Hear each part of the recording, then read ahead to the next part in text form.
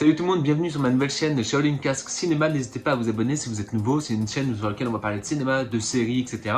Alors pour commencer, on va parler de Joker. Ne vous inquiétez pas, il ne va pas y avoir de spoil dans cette vidéo. Il y aura un tout petit moment spoil à la fin et je vous mettrai un petit spoiler alerte. Vous verrez de quelques secondes.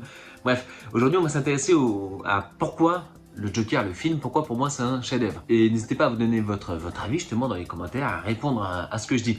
Alors déjà pour commencer, tout simplement, je pense que c'est un chef-d'œuvre parce que le personnage du Joker, c'est un personnage iconique. Je pense que sa folie, ça attise un peu notre curiosité malsaine en fait. Voir quelqu'un perdre la tête, devenir complètement dingue, voir ce qu'il est capable de faire, à la fois ça nous fait terriblement peur, un personnage comme ça, mais en fait au fond, c'est vrai qu'il y a une forme de curiosité malsaine, on veut voir ce qu'il va faire, ce qu'il est prêt à faire aux autres, les plans machiavéliques qu'il est prêt à faire. Ça fait un peu penser au personnage du diable un peu quoi, le gars qui est là, qui s'amuse avec nous, qui est prêt à tenter les autres, à faire le mal en fait quoi. Et je pense que déjà ce personnage, s'il est aussi iconique, c'est parce que sa folie, à la fois on en a peur, mais au contraire, en même temps on a envie de voir ce qui se passe un petit peu quoi. Le personnage haut en couleur, le rire démoniaque qui résonne, le côté insensé, le côté très clownesque, bien sûr, tout ça c'est des choses qui permettent vraiment de mettre en scène un film, un dessin animé d'ailleurs aussi, de créer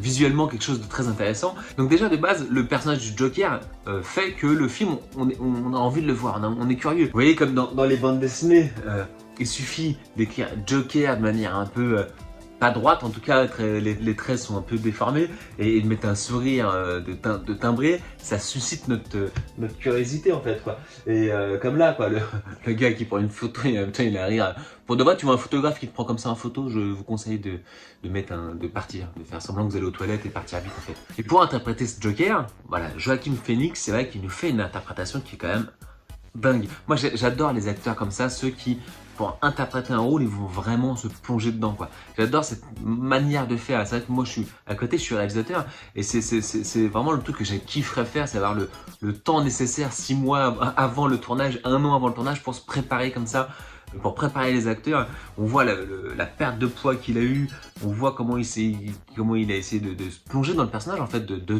devenir le personnage. Et ça se ressent vraiment à l'écran. Il est assez fort Joaquin Phoenix parce qu'il arrive à rire, à essayer de montrer un sourire et on voit la tristesse derrière, en fait on voit le côté sombre malgré l'image qu'il donne et c'est fort de faire cette dualité entre ce qu'il montre et ce qu'on comprend derrière quoi. Et c'est vrai c'est un génie pour ça quoi. On voit pendant le film tout le cheminement, alors je pense que là je vous spoilerai, on voit tout le cheminement vers la folie et en regardant le film on peut se poser des questions sur est-ce qu'on peut tous devenir dingue en fait. C'est ça que j'aime bien aussi comme interrogation qui est derrière. Alors là c'est vrai que dans le film ils mettent en scène un gars qui a une frustration non assumée en fait. Et ça c'est intéressant, ce personnage qui s'interdit d'être triste, qui refoule en fait toute la frustration, la colère, la haine qu'il peut avoir dans le monde extérieur. Et une fois que ça ressort, ça ressort vraiment quoi. Alors moi je pense que le personnage avait déjà un terrain propice quand même à la folie, mais que son histoire, grâce à son histoire, il a pu exploiter ce qui était instable en lui. Et ça, dans l'interprétation de Joaquin Phoenix, on ressent vraiment tout ça et c'est vraiment assez fort quoi. Sa manière de se tenir, sa manière de regarder les autres, sa manière de bouger, enfin c'est vraiment intéressant je trouve de comprendre la psychologie d'un personnage à travers ses mimiques, ses gestuels, son regard, c'est vraiment fort de la part de l'acteur. Et même dans la réalisation, c'est vrai que si vous faites attention, pour ceux qui le verront ou ceux qui l'ont déjà vu, qui vont le revoir, regardez bien, il y a des plans parfois qui sont un peu penchés, alors c'est très léger, mais je pense pas que ce soit fait au hasard, je pense pas que c'est le cadreur qui il a penché et puis après il a pas fait attention. Je pense vraiment que ces petits cadrages qui sont parfois pas très justes en termes justement d'orientation, je pense que c'est pour accompagner justement le côté dérangé du personnage. Alors c'est un film qui prend son temps, parfois un peu trop d'ailleurs, je pense pas que si vous avez coupé 10-15 minutes, je pense pas qu'on aurait perdu quelque chose. Bon, ça c'est encore autre chose, mais c'est un film qui prend son temps, moi j'aime les films qui prennent leur temps, et ça permet vraiment d'accompagner le spectateur dans la folie de ce personnage, et même si, bon, je pense que tout le monde sait que Joker devient ouf à un moment donné, sans avoir vu le film, et même s'il fait des choses qui peuvent déranger énormément, c'est quand même fort de l'avoir accompagné dedans. Et du coup, on n'a pas de l'empathie, mais si quand même un peu. On a quand même, et ça c'est fort dans la réalisation d'avoir de l'empathie pour le Joker. C'est quand même quelque chose de fort quoi.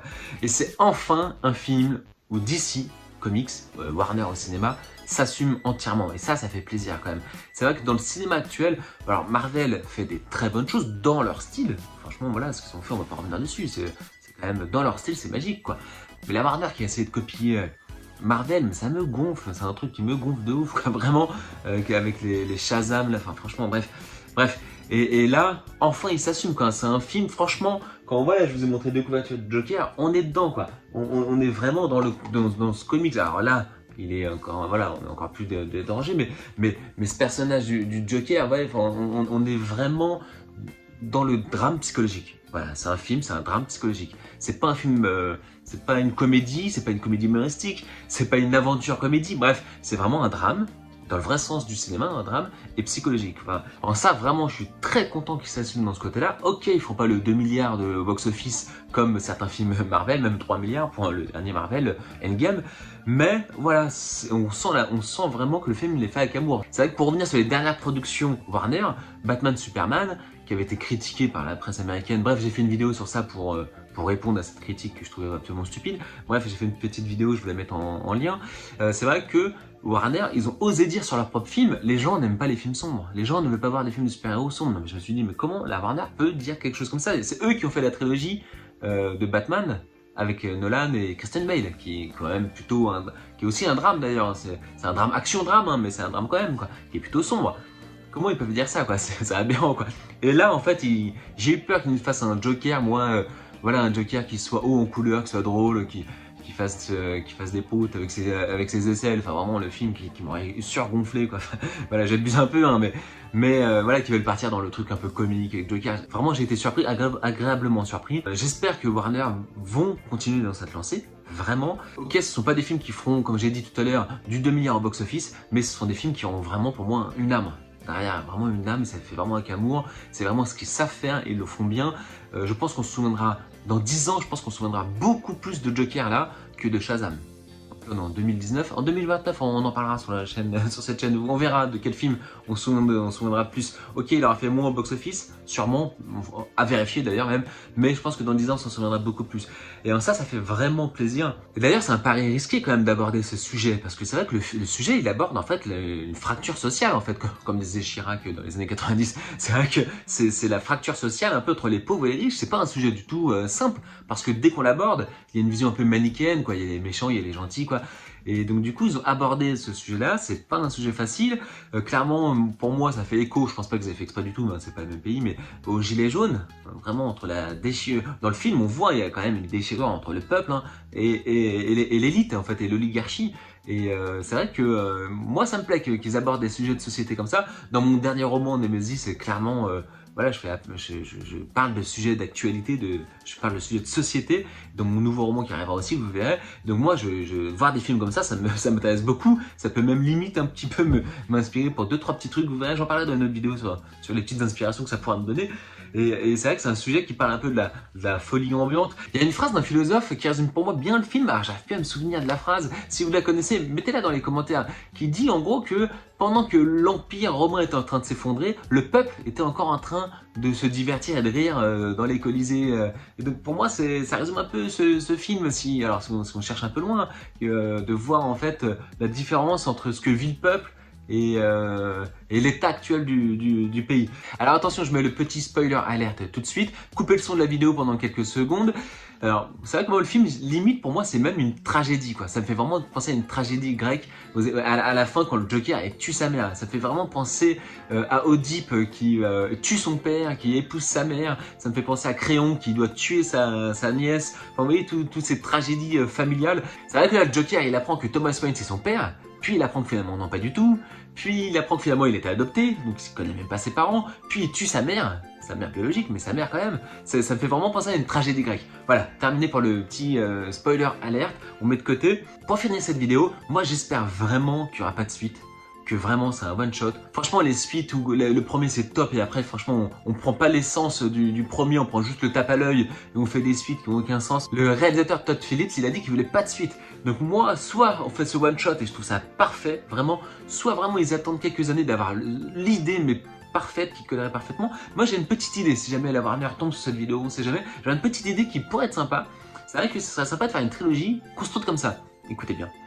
Et en fait, moi je vois bien un volet 2 où en fait, qui est centré sur Batman. Parce que clairement, Joker 1, on comprend que ça se passe à Gotham, on comprend que Bruce Wayne, il existe en tout cas. Je vois bien une suite où justement on voit la construction du personnage de Batman, mais vraiment dans un film polar noir. Vraiment un thriller polar, un truc vraiment un drame, un truc qui soit vraiment dans la même atmosphère, dans la même ambiance que le Joker. Très sombre, une enquête, un truc, enfin bref, on peut trouver une belle histoire et on comprend que ça se passe dans le même univers que Joker, bien sûr. Et je verrais bien, du coup, un troisième volet où les deux se rencontrent, quoi. Voilà, on a suivi les deux, on a suivi la construction psychologique, parce que Batman aussi c'est un timbré. Hein. Ok, lui, il défend la justice, mais bon, psychologiquement, il n'est pas toujours stable. Hein. Un gars qui se déguise en chauve-souris la nuit, qui a pas d'amis, pour aller se tabasser contre des gars, contre des truands, etc. Bon, en termes de stabilité, je pense qu'il y a des psys qui se font un peu d'argent sur son dos. Bref, et je vois bien un troisième volet justement où les deux se rencontrent en fait. Le timbré, la folie machiavélique et la folie plus philanthrope. Justement, voir ce que ça peut faire quand les deux se rencontrent, où nous on a sympathisé avec les deux, on a eu de l'empathie pour les deux si vous voulez, et bam, ils se rencontrent. Alors bien sûr, on aurait un penchant pour Batman, parce que voilà, Joker c'est un timbré, mais bon, ça peut être intéressant. Un peu comme Dark Vador à la fin. On a de l'empathie à la fin pour le Dark Vador qui est fou, qui est en ruine quoi, face à son fils qui l'a battu. Ça peut être intéressant. Moi je vois bien une trilogie comme ça. Si jamais il y a un gars de la Warner qui passe, n'hésitez pas à prendre mon idée, hein, parce que je pense que c'est une bonne idée.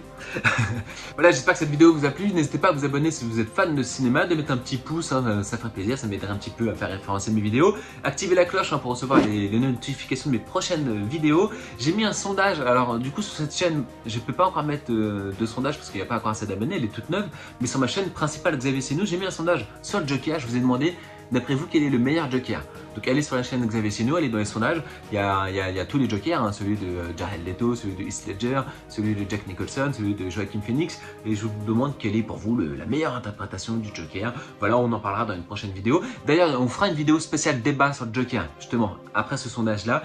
Je vais inviter un autre youtubeur, on fera un débat sur ce thème, vous verrez. Si vous voulez pas la manquer, abonnez-vous. On fera un débat en direct sur quel est le meilleur Joker. Vous pourrez intervenir dans les commentaires, vous donnez votre avis. Voilà, donc bientôt un débat sur le Joker. Je vous souhaite un bon week-end, une bonne soirée. Allez, à bientôt.